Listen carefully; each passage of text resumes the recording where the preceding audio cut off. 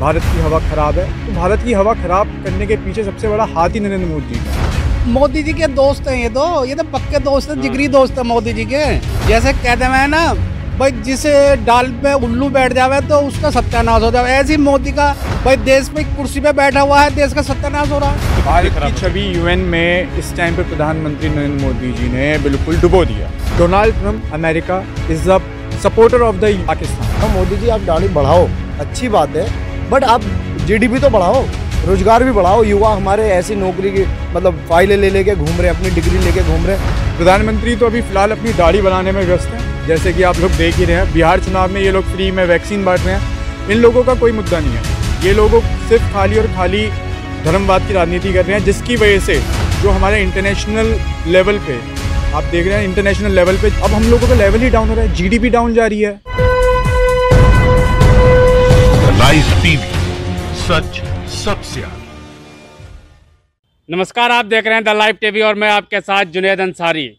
आपको बता दें कि प्रधानमंत्री नरेंद्र मोदी के जो परम मित्र हैं अमेरिका के राष्ट्रपति डोनाल्ड ट्रंप ने एक बार फिर से भारत के हवा को गंदा बता दिया है। ये पहली बार नहीं है जब डोनाल्ड ट्रंप ने भारत के लिए ऐसे बातें की हैं। इससे पहले जब मलेरिया की दवाई मंगानी थी कोरोना में यूज़ करने के लिए, उस टाइम भी एक धमकी भरा पत्र या धमकी देते हुए दवाई की मांग की थी।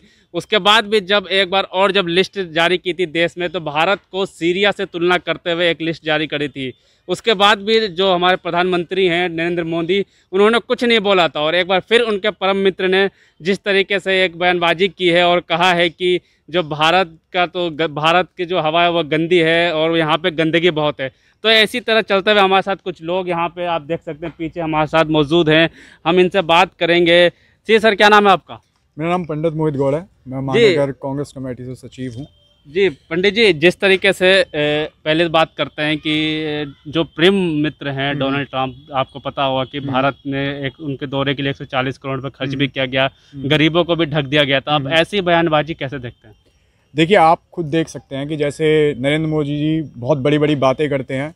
जैसे वो बताते हैं कि डोनाल्ड ट्रंप उनके परम मित्र हैं और गुजरात के अंदर जैसे उन्होंने अभी फ़िलहाल 400 करोड़ रुपए के आसपास जो खर्च किया था उनके दौरे के ऊपर और गरीबों को ढक दिया गया था। उसके बाद भी अगर डोनाल्ड ट्रंप ऐसी बात कर रहे हैं कि भारत की हवा ख़राब है, तो भारत की हवा ख़राब करने के पीछे सबसे बड़ा हाथ ही नरेंद्र मोदी जी का है। जिस तरीके से अमेरिका के राष्ट्रपति इस तरह के बयान देंगे तो भारत की छवि जो है विश्व में भारत की छवि यूएन में इस टाइम पे प्रधानमंत्री नरेंद्र मोदी जी ने बिल्कुल डुबो दिया। ये नरेंद्र मोदी नहीं है, ये सरेंडर मोदी है। बिल्कुल। ये क्या करते हैं, ये ऊंची ऊंची बातें करेंगे, ऊंची ऊंची बातें कर रहे हैं कि मेरे रशिया से संबंध है, मेरे यूएस में संबंध है। हो क्या रहा है? If you are talking on the zone of the international level, on the ground level, India become on the zero position. We are not stable right away.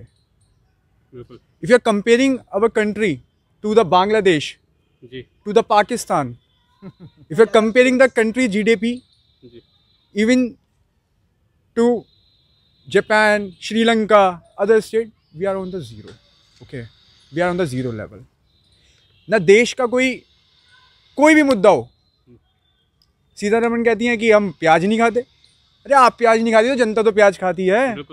Petrol की बात करोगे, यूपीए की सरकार के अंदर पेट्रोल की जो प्रति बैरल जो रेट थे वो कितने ज़्यादा थे? उस टाइम भी पेट्रोल कितने रुपए लीटर हुआ करता था? 60-65। आज का रेट देखो 81 रुपये लीटर। जिस तरीके से एक अंतर्राष्ट्रीय लेवल पे जो राष्ट्रपति भारत का नाम इस तरीके से अगर बदनाम करेगा तो कितना असर पड़ेगा देश पे? ये तो बहुत बुरा असर पड़ेगा। और फिर ये तो मोदी जी के दोस्त हैं, ये तो पक्के दोस्त हैं, जिगरी दोस्त हैं मोदी जी के। जैसे कहते हैं ना भाई, जिसे डाल पे उल्लू बैठ जावे तो उसका सत्यानाश हो जाए, ऐसे ही मोदी का भाई देश पे कुर्सी पे बैठा हुआ है, देश का सत्यानाश हो रहा। ये तो उल्लू की तरह है। आम जनता सब जान चुकी है। हमें कोई मंदिर मस्जिद नहीं चाहिए, हमें रोजगार चाहिए। हमारी दुकानदारी पहले अच्छी चलती थी। हम हारी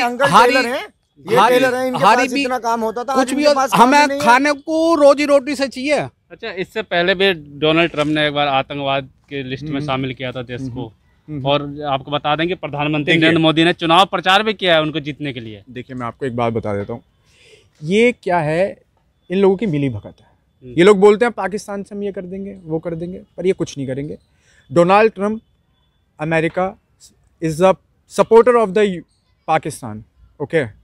एंड ये लोग सिर्फ खाली देश को गुमराह कर रहे हैं। ये आम जनता है, इसको क्या चाहिए? इसको क्या चाहिए? इसको रोजगार चाहिए, इस भाई को रोजगार चाहिए, इस भाई को रोजगार चाहिए। देश में ना रोजगार के ऊपर बात है, ये छवि खराब करने का सीधा सीधा इनका मापदंड है और ये कुछ नहीं कर रहे हैं। जी, किस तरह के देखते हैं डोनाल्ड ट्रंप के इस बयान को, अब जो प्रधानमंत्री के बहुत परम मित्र हैं? जी मैं तो देखो, मेरा नाम आसिफ है और मैं ये आपसे बताना चाहता हूँ, जैसे मोदी जी ने ट्रम्प जी ने कहा था कि मोदी जी हमारे दोस्त हैं, मोदी जी ने कहा था ट्रम्प हमारे दोस्त हैं। तो आप जाहिर सी बातें देख सकते हैं, जब अहमदाबाद में के अंदर मोदी जी ट्रम्प को बुलाए थे अमेरिका से, तो वो 4-5 घंटे वहाँ पे रुके थे, ठीक है।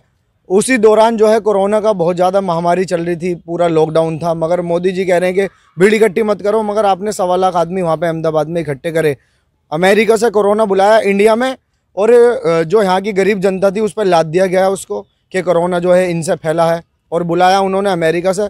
और रही बात उनकी कि मोहित जी ने कहा कि अभी मोदी जी जो है दाढ़ी बढ़ा रहे हैं, मैं तो कह रहा हूँ मोदी जी आप दाढ़ी बढ़ाओ, अच्छी बात है, बट आप जीडीपी तो बढ़ाओ, रोजगार भी बढ़ाओ। युवा हमारे ऐसी नौकरी की मतलब फाइलें ले लेके घूम रहे हैं, अपनी डिग्री लेके घूम रहे हैं, उनको एक पैसे की नौकरी नहीं है। अच्छा, जिस तरह देश को बदनाम 2 बार बदनाम किया डोनाल्ड ट्रंप ने। एक बार जब देश की तुलना की थी पाकिस्तान, सीरिया जैसे आतंकी देश जो हैं उनसे तुलना कर दी थी, कि एक बार बोला था कि जो भारत है इसमें आतंकवाद ज़्यादा हो गया, यहाँ जाना नहीं चाहिए, किसी को भी जाने से मना कर दिया था, और अब ये हवा गंदी कर दी। तो जब देश की बदनामी हो रही तो प्रधानमंत्री चुप क्यों हैं?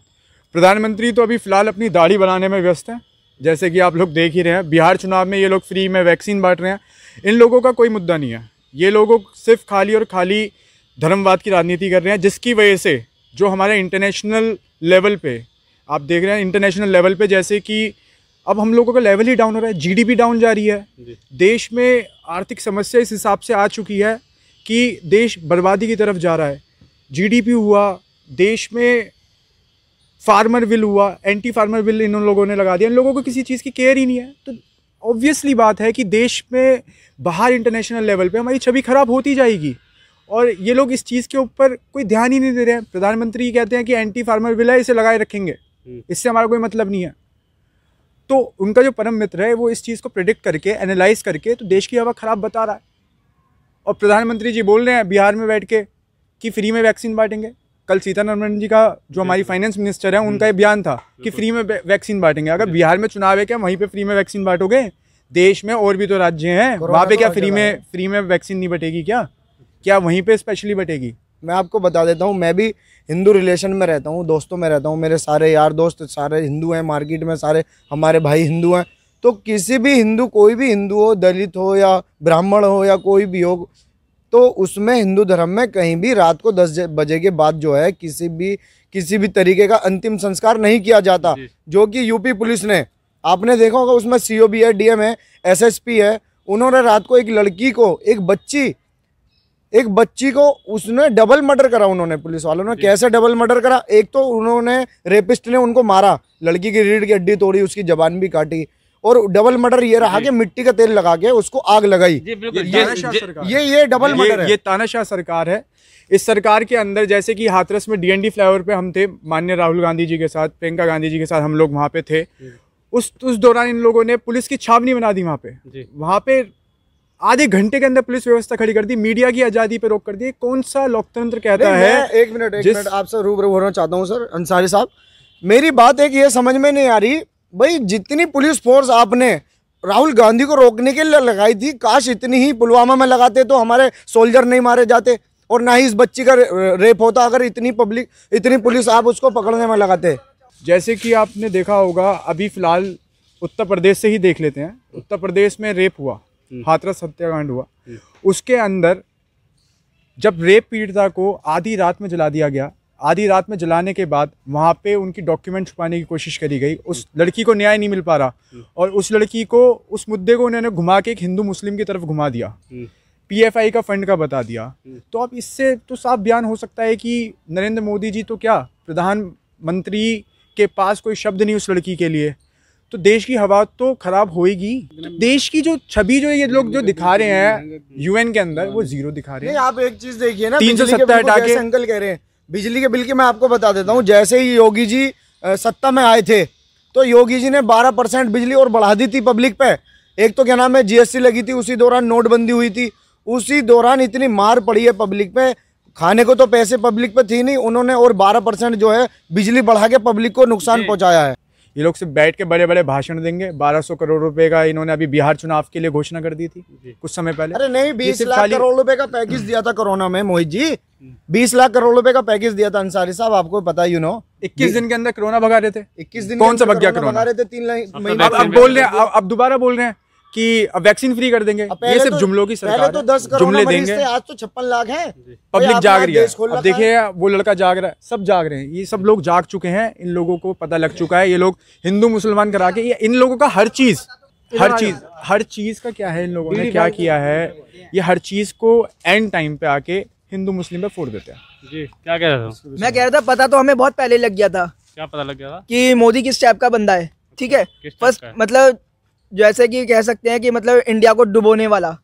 एक बात बताइए, लॉकडाउन लगाने की जरूरत क्या थी? आदमी बीमारी से पहले भी मर रहा था, सही बात ठीक है, आज भी मर रहा है, सही बात है, ठीक है। क्या नाम है, तुमने कैंसर कौन सी खत्म कर दिया? कैंसर से पहले भी आदमी मर रहा था, हार्ट अटैक से पहले भी मर रहा था और आज भी मर रहा है। और कोरोना से पहले क्या नाम, कोरोना आने से पहले क्या नाम, बीमारी पहले नहीं थी। जो तुमने लॉकडाउन लगाया, लॉकडाउन लगा के तुमने क्या फायदा वो कर लिया? पब्लिक को नुकसान किया है, रोटी को नुकसान, पब्लिक को बहुत ज्यादा नुकसान किया है। सुनिए ना आप सर, एक मिनट लिसन भाई, आप एक बात सुनिए, इतनी बड़ी बीमारी तो कोरोना नहीं है जितनी भूखमरियां यहाँ पे कुपोषण है। आप ये देखिए, हमारे सरकारी अस्पताल जाके देख लीजिए और दिल्ली के देख लीजिए, दिल्ली में भी केंद्र में वो है, मगर वहाँ का शासन तो संभाल रखा है केजरीवाल ने। आप हमारे यूपी के वो देख लीजिए, सरकारी अस्पताल टूटी हुई बेंच पड़ी है, मरीज को क्या नाम है, दवाइयों की सहूलियत नहीं है, डॉक्टर टाइम पे नहीं है, नर्स टाइम पे नहीं है, उल्टे सीधे इंजेक्शन लगा के क्या नाम है निकाल रहे हैं। अभी एक डॉक्टर दीपक शर्मा पकड़ा गया है, उसमें क्या नाम है कोरोना में। जी आप लोग जिस तरीके क्या, और वो उसमें क्या नाम है, पिला क्या रहे हैं, काढ़ा पिला रहे हैं कोरोना के, उसमें भी क्या कह रहे हैं, काढ़ा पिलाएंगे सही हो जाएंगे। जी जिस तरीके से आपने लोगों से बात की, और आपको बता दें कि प्रधानमंत्री नरेंद्र मोदी ने डोनाल्ड ट्रंप के लिए चुनावी सभा भी की, 2 बार सभा की उनको जीतने के लिए। मैं एक चीज़ बोलना चाहूँगा जी, ये बीजेपी और आरएसएस की नीति क्या है? इनके मुंह में राम है, ठीक है, दिल में गॉडसे है, ठीक, हाथ में इनके छुरी है और दिमाग में दंगा है। ये बीजेपी और आरएसएस की नीति है, और यही चीज़ पूरे विश्व में हिंदुस्तान की छवि को खराब कर रही है। पहले हमारा देश जाना जाता था इक्वलिटी के नाम से, बट इस टाइम पे देश की छवि ये लोग बिल्कुल नष्ट कर चुके हैं और देश बिल्कुल बर्बादी की तौर पे जा चुका है। जी बिल्कुल, जिस तरीके से लोगों का कहना है कि देश अब बर्बादी के कगार पे बिल्कुल जा चुका है, और अब जिस तरीके से इस तरीके से बयानबाजी जो राष्ट्रपति डोनाल्ड ट्रंप ने की है, तीसरी बार है, अब देखना होगा कि जब प्रधानमंत्री इसका जवाब कब देते हैं। लाइव टीवी, सच सबसे आगे।